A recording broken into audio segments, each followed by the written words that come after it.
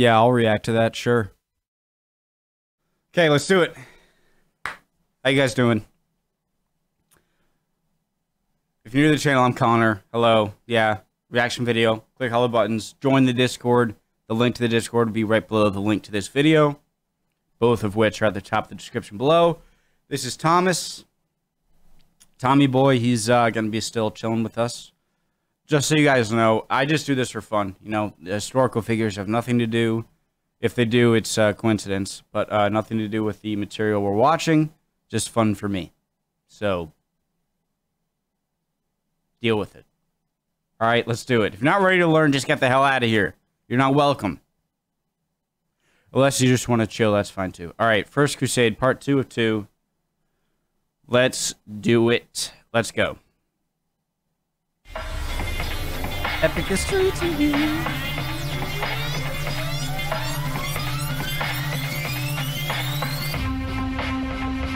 October 1097. 2 years had passed since Pope Urban II preached a crusade to help the Byzantine Empire in its war against the Seljuk Turks. Now, the First Crusade had reached the great city of Antioch. It was the last major Turkish stronghold, standing between the crusade and its... Just making sure we're recording. All right, sorry. Major Turkish stronghold, standing between the crusade and its goal, the holy city of Jerusalem.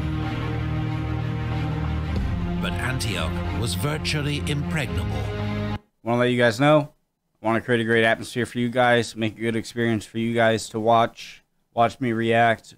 But I love learning about history through YouTube videos before I started the channel, and I still love learning about history, and so I am going to rewind if I have to.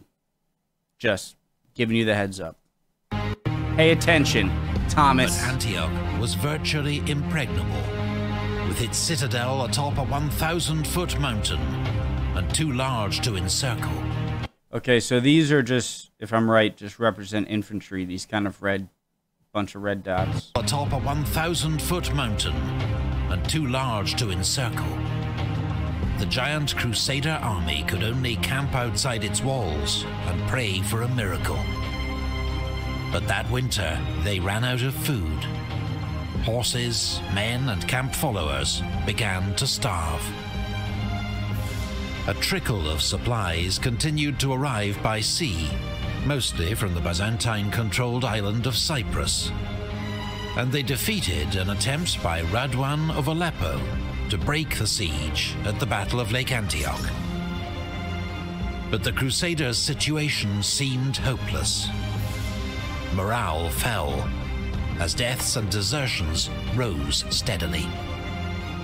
What about March, a Crusader eternity in heaven? You gave up? Rose steadily. In March, a Crusader fleet arrived with much-needed reinforcements and supplies. Finally, one night, Bohemond of Taranto and 60 of his men scaled a tower on the southern wall. Buckle up, boys. Bohemond of Taranto and 60 of his men scaled a tower on the southern wall, whose commander had been bribed. As dawn broke, Bohemond's men opened the city gates, and the Crusader army poured in. They massacred soldiers and civilians alike, while desperate Muslim survivors fled to the citadel, which continued to resist all attacks. Antioch had fallen, but now a giant Turkish army was assembled under the command... So you actually bribed a guy? I wonder what he was bribed with. You're just gonna let your whole city... But now a giant Turkish army was assembled under the command of Khor Buga, governor... Did I miss something? Antioch had fallen. But now a giant Turkish army was assembled under the command of Khor Buga, governor of Mosul. First, he attacked Baldwin in Edessa, but abandoned his siege after 3 weeks and marched on Antioch. Crusader army was exhausted, starving, and now trapped. They could expect no help from the Byzantine. So did those at Edessa just watch him go towards Antioch? But abandoned his siege after 3 weeks. 3 weeks. Marched on Antioch. Okay. Maybe they just thought they were retreating. The Crusader army was exhausted, starving, and now trapped. They could expect no help from the Byzantines. Emperor Alexius, busy securing his own territory in Anatolia, had received false reports that the crusade had already been destroyed. Fearing a Turkish counterattack, he withdrew to Constantinople. Then, inside Antioch, a relic was miraculously discovered. Supposedly the Holy Lance thrust into Christ's side at his crucifixion. And the Crusaders' faith in their holy mission was renewed.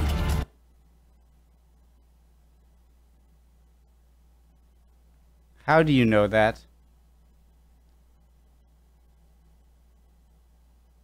Just like one, the priest there or something, or someone of the higher up is like seeing the morale of all the Crusaders kind of go down, and they're like, what do we do? Everyone's getting pissed off. They're hungry, they're dying, they're sick. We're not done yet.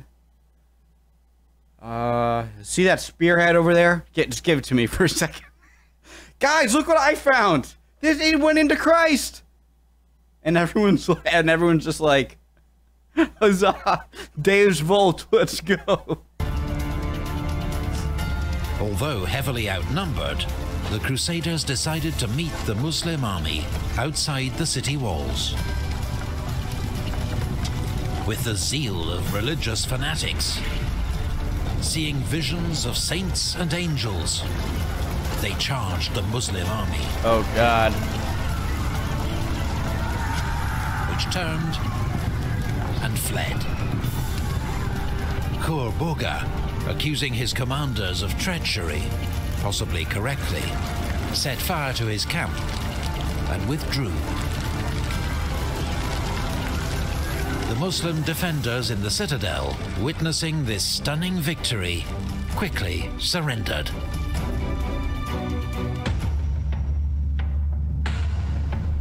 That was intense. In summer 1098, Fatimid forces from Egypt captured Jerusalem from the Artukid Turks. Al-Afdal, Grand Vizier or Chief Minister of Egypt, saw the Seljuk Turks as his great from the Artukid. Fatimid forces from Egypt captured Jerusalem from the Artukid Turks. Al-Afdal, Grand Vizier or Chief Minister of Egypt, saw the Seljuk Turks as his greatest enemy. Sorry, I'm confused. I'll go ahead. In summer 1098, Fatimid forces from Egypt captured Jerusalem from the Artukid Turks. So just a coincidence, or they heard it was probably going to be captured by the Crusaders, so they went and... Al-Afdal, Grand Vizier or Chief Minister of Egypt, saw the Seljuk Turks as his greatest enemy, and even tried to make an alliance with the Crusaders against them. But the Crusaders were not interested. They're just no...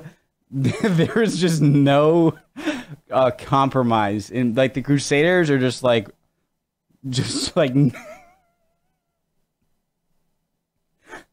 No treaties. No, this is for God and Jesus. Get out of our way. Instead, they spent 5 months around Antioch, hell yeah, brother, foraging supplies and arguing among themselves. Stephen of Blois and Hugh of Vermandois had already given up and returned home. Now Bohemond of Taranto claimed the former Byzantine city of Antioch for himself, breaking his oath to Emperor Alexius to return such territories to him. Bohemond argued that the emperor had broken the oath for himself, breaking his oath to Emperor Alexius, Byzantine city of Antioch for himself, breaking his oath to Emperor Alexius to return such territories to him.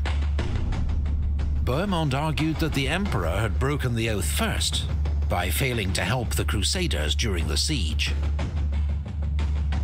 Divisions deepened after Bishop Adhemar of Le Puy died from illness. He'd been the Crusades' spiritual leader and a unifying presence on their council.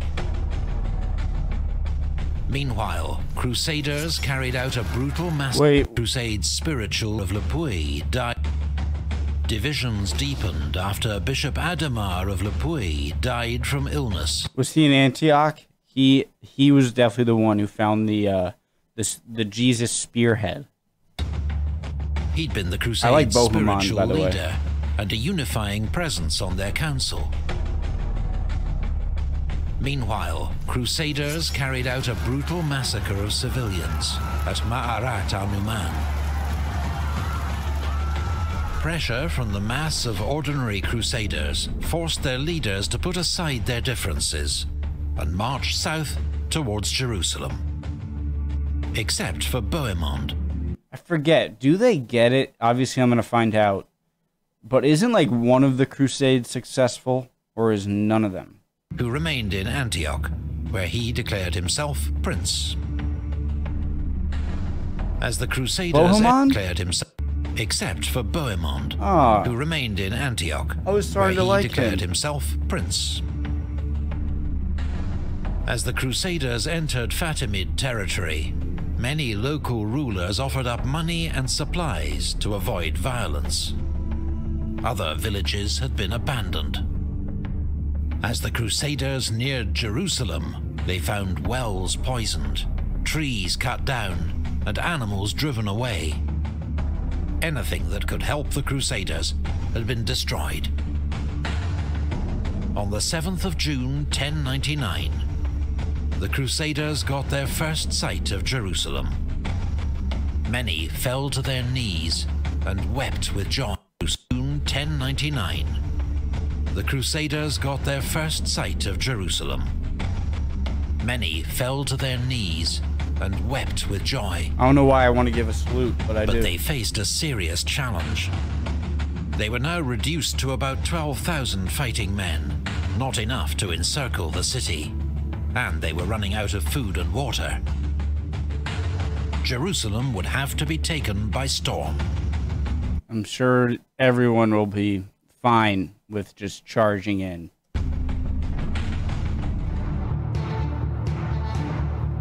Here we go, boys! Thomas, pay attention as I speak over the video. The barren landscape meant the Crusaders had no timber to build siege engines. And on the 13th of June, their first assault with a single scaling ladder was easily repulsed. 4 days later, six Genoese galleys arrived at Jaffa, where they were soon blockaded by the powerful Fatimid fleet. So the sailors took apart their ships and carried the timber to the siege at Jerusalem. These galleys, their first assault with a single scaling ladder, was easily repulsed. Yeah, that's ridiculous, but what? 4 days later, 6 Genoese galleys arrived at Jaffa, where they were soon blockaded by the powerful Fatimid fleet.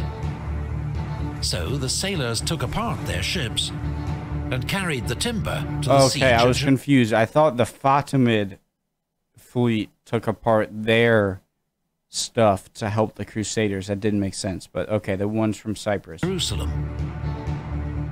The Crusaders foraged more wood from the surrounding land, enough to build 2 siege towers.